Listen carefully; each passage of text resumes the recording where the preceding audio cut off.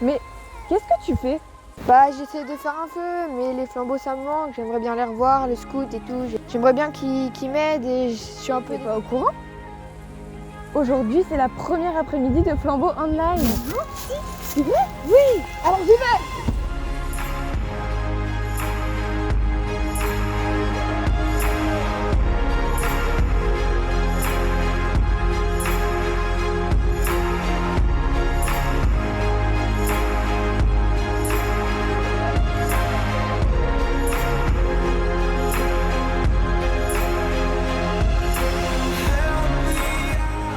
Salut à toi, petit flambeau. J'espère que tu vas bien.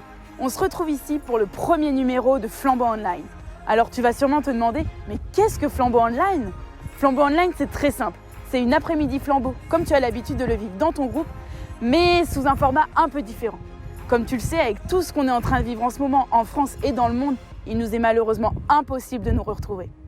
Mais avec le mouvement, on s'est dit que les flambeaux, c'est tout d'abord une famille, et que comme toutes les familles, on voulait rester en lien.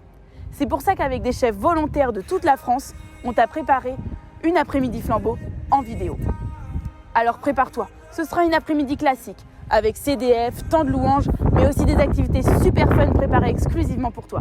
Alors prépare-toi, enfile ton uniforme, installe-toi, prends tout ce dont tu as besoin pour passer une excellente après-midi flambeau. Et c'est parti! Bonjour, moi c'est Aude, ou alors Savannah, qui est mon tison, c'est un chat. Je suis de la troupe de Bischulaire Stadtmatten et j'ai le plaisir aujourd'hui pour ce premier flambeau online de vous emmener dans un moment de chant. Et on va commencer par un chant qui s'appelle Pépita. C'est un chant profane que souvent on chante autour du feu. Et ce que j'aime bien dans ce chant, c'est qu'il est simple. On le répète plusieurs fois, on fait d'abord lentement et après on va vite. Et c'est un chant que j'ai appris lors de mon tout premier camp flambeau. Et je me suis dit, ben voilà, on va apprendre celui-là, comme ça vous pouvez après, chez vous, à la maison, l'apprendre. Et vous n'avez pas besoin d'être un musicien parce qu'on peut le faire sans musique. Donc, est-ce que vous êtes prêts? Donc, on va commencer doucement et on va aller de plus en plus vite. Donc, ça fait... Ah, pourquoi Pépita sans répit m'épites-tu près du puits Pépita? Pourquoi te tapis-tu? Tu m'épies sans pitié, c'est piteux de mes pieds Pépita, ne peux-tu te passer Pépita? Donc c'était très lent et on va maintenant le refaire de plus en plus rapide. Ah, pourquoi Pépita sans répit m'épies-tu près du puits Pépita? Pourquoi te tapis-tu? Tu m'épies sans pitié, c'est piteux de mes pieds Pépita, ne peux-tu te passer Pépita? Ah, pourquoi Pépita sans répit m'épies-tu près du puits Pépita? Pourquoi te tapis-tu? Tu m'épies sans pitié, c'est piteux de mes pieds Pépita, ne peux-tu te passer Pépita? Ah, pourquoi Pépita sans répit m'épies-tu près du puits Pépita? Pourquoi te tapis-tu? Tu m'épies sans pitié, c'est piteux de mes pieds Pépita, ne peux-tu te passer Pépita? Vous êtes prêts? Un peu plus rapide. Ah, pourquoi Pépita sans répit m'épies-tu près du puits Pépita? Pourquoi te tapis-tu? Tu m'épies sans pitié, c'est piteux de mes pieds Pépita, ne peux-tu te passer Pépita? Encore plus vite. Ah, pourquoi Pépita sans répit m'épies-tu près du puits Pépita? Pourquoi te tapis-tu? Tu m'épies sans pitié, c'est piteux de mes pieds Pépita, ne peux-tu te passer Pépita? Ah, pourquoi Pépita sans répit m'épies-tu près du puits Pépita? Pourquoi te tapis-tu? Tu m'épies sans pitié, c'est piteux de mes pieds Pépita, ne peux-tu te passer Pépita? Je crois qu'on a fait le plus rapide, mais si vous pouvez faire plus rapide, franchement, filmez et postez là. Je serai heureuse de voir à quelle rapidité vous pouvez faire ça sans vous tromper. Et on va passer à deux chants, Une flamme en moi, que je suis sûre vous connaissez tous. Et on va aussi chanter Vase d'argile. Donc ça a été fait avec certains jeunes de la troupe de Bischulaire Stadtmatten. Donc juste avant de passer au chant, je vous invite à la prière et à vraiment mettre ce moment entre les mains de Dieu et de faire attention à chaque parole. Donc merci Seigneur parce qu'on peut se réunir malgré ce confinement et ce Covid-19 Seigneur. Merci parce que être un flambeau, ne nous condamne pas à seulement nous voir dans la forêt, mais il y a une connexion qui est plus large, Seigneur. Et je te remercie parce que on peut vraiment se réunir à travers cet écran, même si c'est pas pareil, mais c'est tellement génial de pouvoir voir d'autres personnes à travers l'écran. Et j'espère bientôt les revoir, même si je pense que ce sera l'année prochaine. Mais Seigneur, bénis chaque jeune et chaque parent aussi qui regarde ce Flambeau Online, Seigneur. Je te remets vraiment chaque cœur, qu'on puisse vraiment s'ouvrir à toi et s'abandonner à toi. Et bénis-nous, Seigneur, et merci pour tout ce que tu nous donnes et tout ce que tu fais pour nous. Amen. Donc on va chanter Une flamme en moi.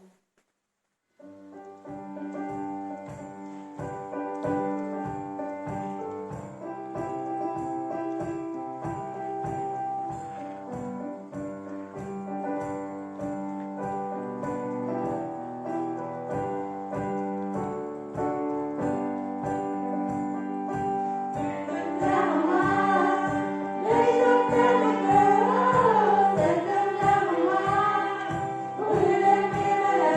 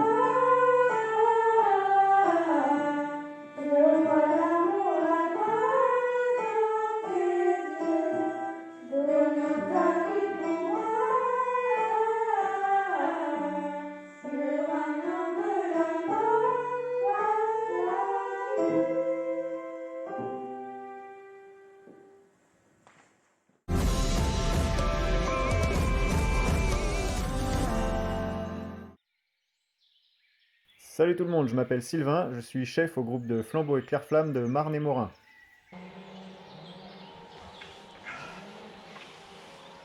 Bonjour à tous les flambeaux, c'est David des Flambeaux de Bar. On me connaît aussi sous le tison de Mélès et on va passer cet après-midi quelques moments ensemble sur le thème en intérieur, en extérieur. Moi j'ai choisi le hamac.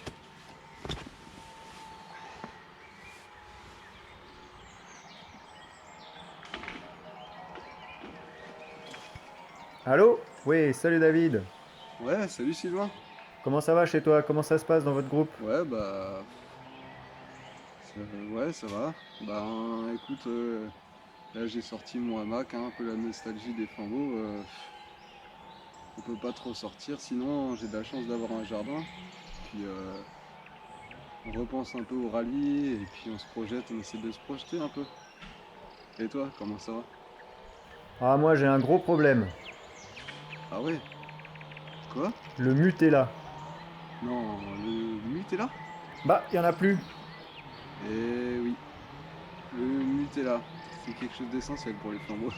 Voilà, je me réveille, cette nuit, tranquille, comme d'habitude.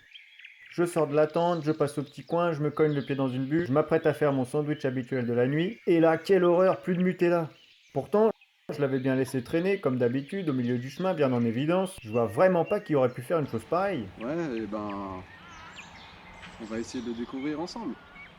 Pour commencer, comme tout bon enquêteur, il va vous falloir plusieurs choses. Il va vous falloir une feuille, il va vous falloir un crayon, votre carnet de flambeau et un bout de ficelle ou une corde ou ce que vous trouverez dans la maison qui peut s'en approcher.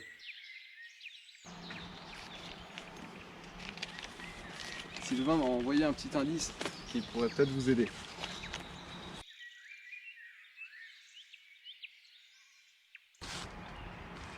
Facile, non? Enfin, pour des flambeaux. Et sinon, regardez dans le lien de la vidéo. Il y a quelque chose qui pourrait vous aider. Pour les petits flambeaux en tout cas. Allez, ciao!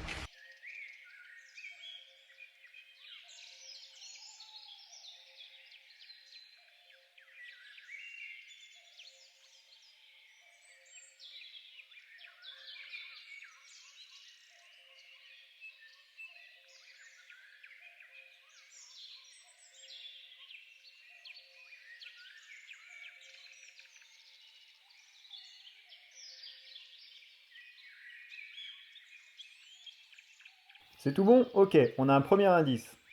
Ça nous avance pas beaucoup. Heureusement, j'ai trouvé un deuxième petit mot qui va s'afficher. Essayez de le décoder tranquillement, on se retrouve après. Si jamais vous n'y arrivez pas ou que vous avez des soucis, vous pouvez trouver de l'aide dans la description en bas.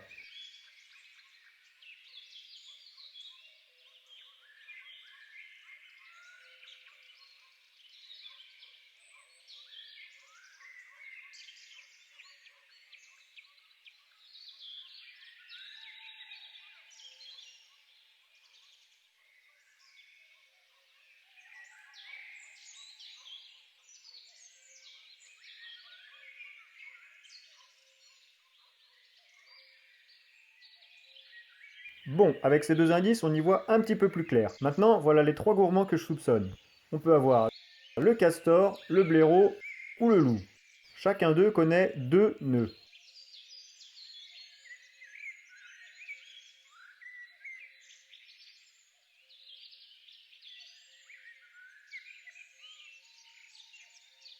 Vous avez une idée de celui qui a pu venir grignoter par ici? Bon, ce qui nous aiderait vraiment, ce serait de connaître un peu, nous aussi, ces différents nœuds. Ok, ces 3 nœuds qui sont super utiles et indispensables dans la vie d'un flambeau. Déjà, on a le nœud coulant. Alors le nœud coulant, c'est un nœud qui va servir à faire une boucle qu'on peut serrer en tirant dessus, et qui va aussi pouvoir se défaire assez facilement. Alors pour le faire, tu peux t'entraîner chez toi avec ton bout de ficelle, tu prends le brin court dans la main gauche, tu fais une première boucle en mettant le brin long par-dessus. Ensuite, ce brin long, tu vas l'insérer en passant derrière, en faisant une petite boucle dans la boucle que tu as fait précédemment. Tu tires, tu serres, et voilà, tu as ton joli nœud coulant, et ce nœud coulant, ça va faire une boucle qui peut se serrer et se desserrer. Voilà. Ensuite, on a un deuxième nœud, c'est le nœud de cabestan. Ce nœud-là, je l'aime bien parce qu'il va servir à accrocher des trucs, à suspendre, à démarrer un breulage, accrocher un jambon au plafond de ta chambre ou ce que tu veux. Alors, pour faire ce nœud, tu commences comme tout à l'heure en prenant le brin court dans ta main gauche. Tu vas faire une première boucle en amenant le brin long par-dessus. Tu recommences une deuxième boucle de la même façon et ensuite ta boucle de la main droite, tu vas la passer derrière la boucle de la main gauche. Ensuite, tu mets ça sur ton bout de bois ou sur ton plafond, tu serres et voilà. Et c'est un nœud, plus tu vas tirer, plus il va se serrer. Et par contre, toujours facile à défaire. Enfin, mon nœud préféré, c'est le nœud de chaise. Ce nœud de chaise, il va servir à faire une boucle solide qui ne se serre pas, contrairement au nœud coulant qu'on a vu tout à l'heure. C'est un nœud assez magique parce qu'on aura beau tirer dessus comme une brute, il sera toujours facile à défaire. On peut s'en servir pour suspendre une bâche, faire une cabane dans ta chambre ou ce que tu veux. Alors pour le faire, il y a une petite comptine que tu peux apprendre. Tu commences toujours avec le brin court dans ta main gauche et tu vas commencer par faire un puits avec ton brin long. Voilà. Ensuite, tu as ton brin court, c'est le serpent. Alors le serpent, il va sortir du puits par derrière, il va faire le tour de l'arbre ici et il va re-rentrer dans le puits. Et une fois qu'il est re-rentré dans le puits, on serre et voilà ton nœud de chaise. Et ce nœud de chaise, voilà, tu peux tirer, il va se serrer, mais il sera toujours facile à défaire. Voilà, 3 nœuds de base en plus de ton nœud carré. Ces nœuds te serviront dans plein de situations au cours de ta vie flambeau. Alors, avec les 2 indices et les 3 nœuds qu'on a vus, est-ce que tu y vois un peu plus clair? À ton avis, qui a bien pu manger le Nutella? Le castor, le blaireau, le loup? On te laisse encore quelques secondes pour y réfléchir.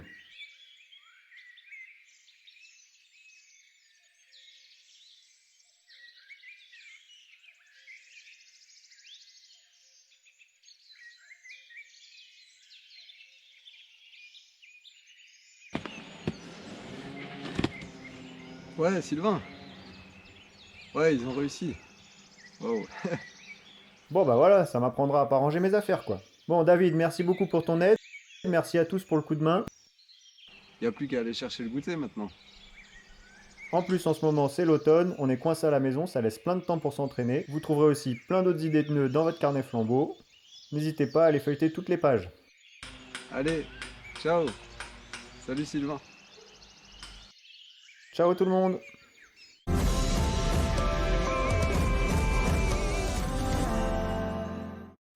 Salut les petits flambeaux! Salut les petites flammes! Je ne sais pas si c'est le cas pour vos parents, mais moi actuellement, je dois travailler depuis ma maison. Parce que vous le savez peut-être, on est dans une période qu'on appelle une période de confinement. Et le confinement, qu'est-ce que c'est? C'est quand on doit sortir le moins possible de chez nous pour croiser le moins possible de personnes et pour éviter de se donner la maladie du coronavirus les uns aux autres. Sauf que, il y a différents types de confinement qui existent. Et aujourd'hui, dans notre CDF, j'aimerais voir avec vous l'histoire d'une personne qui a été confinée et dont la Bible nous parle. Et la Bible, qu'est-ce que c'est? C'est le livre que Dieu nous a donné, Dieu le créateur de l'univers, pour qu'on puisse apprendre à le connaître et pour qu'on puisse découvrir le message qu'il veut nous laisser. Et l'histoire de cette personne qui a été confinée, elle se trouve dans la Bible et elle s'est passée il y a environ 3000 ans en arrière. Et cette personne, vous en avez peut-être déjà entendu parler, c'est une personne qui s'appelait comme moi, qui s'appelait David.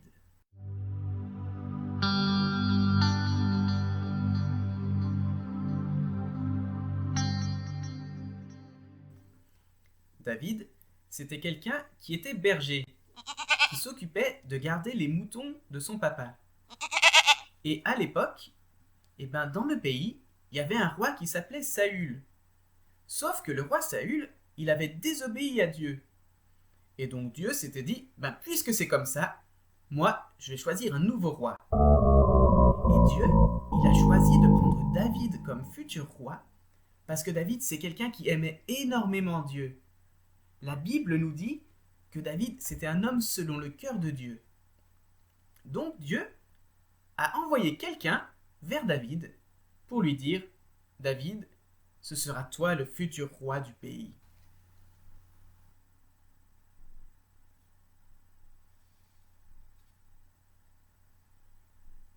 Sauf que Saül, il n'était pas très content d'apprendre que quelqu'un d'autre allait être roi à sa place. Du coup, Saül, il a pris des hommes armés avec lui et il est parti à la recherche de David pour le mettre à mort. Parce que si David était mort, au moins il se disait qu'il serait sûr de continuer à être roi. Et David, il a dû s'enfuir pour ne pas se faire tuer par Saül et il est allé se réfugier dans les montagnes d'En-Gedi et il s'est caché dans une grotte. Il s'est caché dans une caverne. Et puis voilà, il était là, il était confiné dans cette grotte, avec quelques amis à lui, parce que il savait que Saül était à sa recherche. Et Saül, on lui a appris que David avait été vu dans les montagnes d'En-Gedi. Du coup, il est parti, avec des hommes armés, pour essayer de trouver David et pour le tuer. La suite de l'histoire, on va la lire ensemble dans la Bible. Saül arriva à des parcs à brebis qui étaient près du chemin. Là se trouvait une grotte où il entra pour satisfaire un besoin naturel. David et ses hommes se trouvaient là au fond de cette grotte.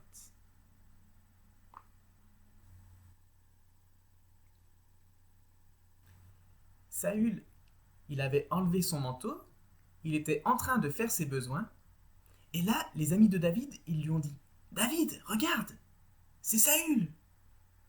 C'est l'occasion rêvée pour enfin pouvoir te débarrasser de lui pour toujours et pour être tranquille. » Alors David, il a pris son couteau et tout doucement, il s'est rapproché de Saül.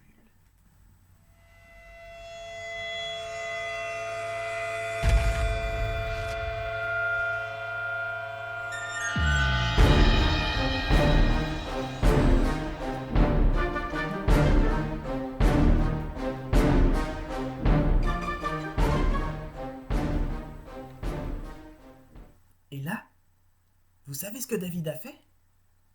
Il avait son couteau dans la main, il s'est approché tout près de Saül et il a découpé un morceau du manteau de Saül. Et puis Saül est sorti de la grotte et David l'a appelé. « Saül! Roi Saül !» Saül s'est retourné et quelle surprise! Il y avait David qui était là, avec son couteau, avec un morceau de son manteau.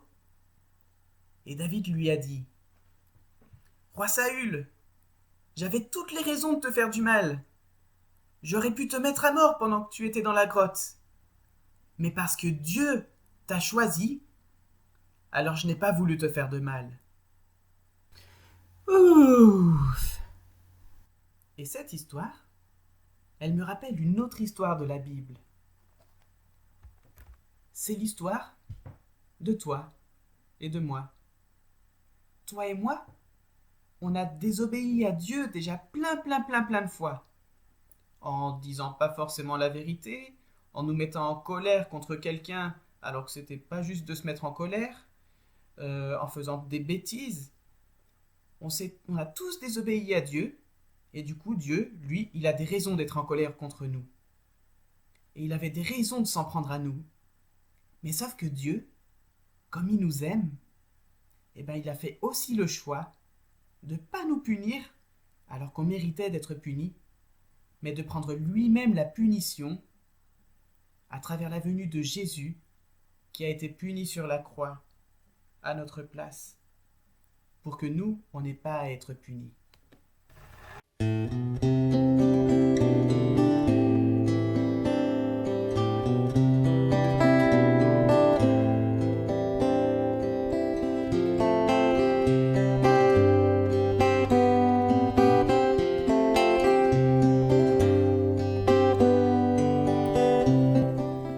Mais du coup, si David, qui était un homme selon le cœur de Dieu, qui était un homme qui faisait plaisir à Dieu, il a été prêt à ne pas faire du mal à Saül, même si Saül lui voulait du mal.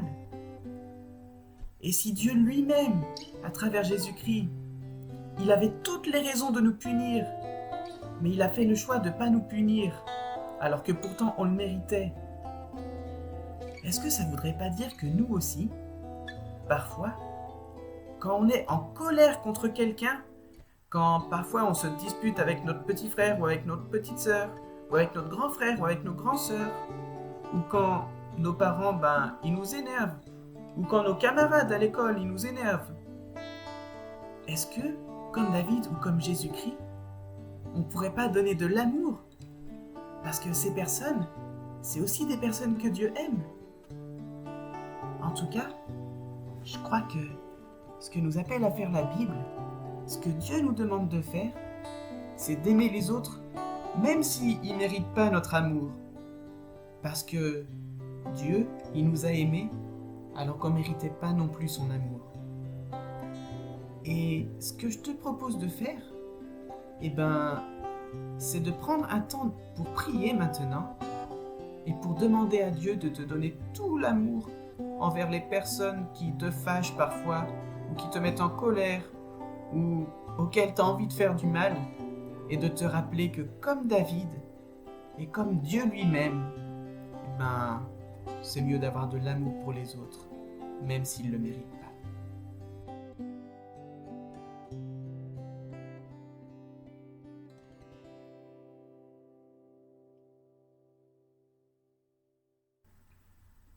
Tu voudrais encore prier avec moi? Merci Dieu. Merci parce que dans la Bible, dans le message que tu nous as transmis, tu nous as transmis un message d'amour. Merci parce que à travers cette histoire de David, tu nous montres que même nous, comme Saül, on devrait être punis, tu aurais toutes les raisons de te venger contre nous, comme David avait les raisons de se venger contre Saül, mais pourtant tu as fait le choix de nous aimer et d'être punis à notre place. Et Dieu, tu vois parfois combien il y a des gens qui nous mettent en colère, il y a des gens qu'on a du mal à supporter, et pourtant toi, tu as fait le choix de les aimer, comme tu as fait le choix de nous aimer nous, de m'aimer moi, d'aimer chacun des petits flambeaux et des petites flammes qui écoutent.